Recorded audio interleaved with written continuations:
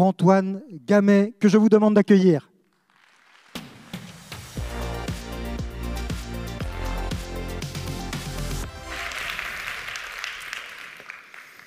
De l'École Polytechnique, du laboratoire Synthèse Organique, intitulé de votre thèse « Synthèse totale de substances naturelles activables par la lumière pour le contrôle de phénomènes biologiques ».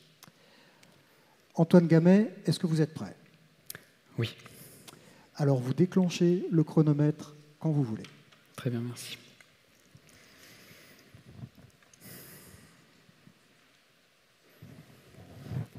Le corps humain, une belle machine. Savez-vous qu'il est composé de plus de 15 000 milliards de cellules?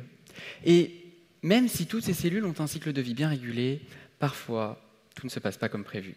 Certaines cellules tombent malades, deviennent incontrôlables, et ceci peut aboutir à des cancers. Et si je voulais contrôler ces cellules malades? C'est là l'objectif de ma thèse, créer une molécule capable de contrôler la vie des cellules malades. Mais alors, comment peut-on procéder? Eh bien, dans la nature, il existe de nombreuses molécules naturelles très intéressantes pour contrôler les cellules.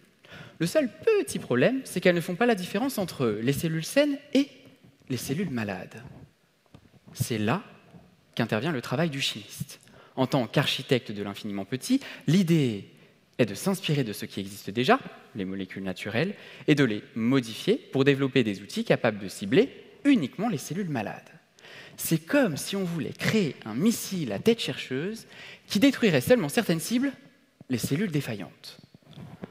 Donc, concrètement, je me suis concentré sur une petite molécule naturelle très active sur les cellules. Plus précisément, une toxine sécrétée par une éponge marine. Avec ça, j'ai mon missile. Et l'objectif est de le modifier en y ajoutant un système de guidage capable d'atteindre la cellule cible que je souhaite toucher. Ce système en question se contrôle par la lumière.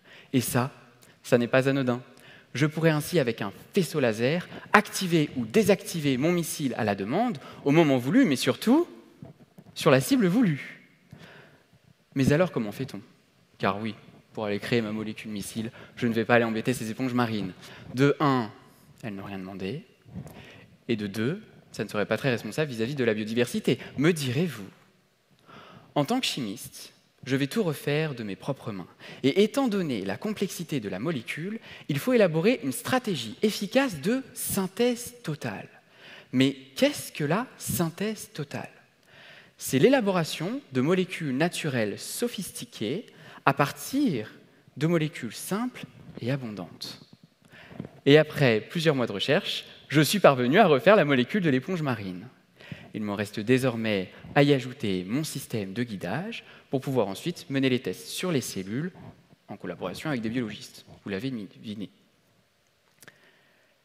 Imaginez un instant être capable de contrôler des cellules par un laser à un endroit et à un moment voulu.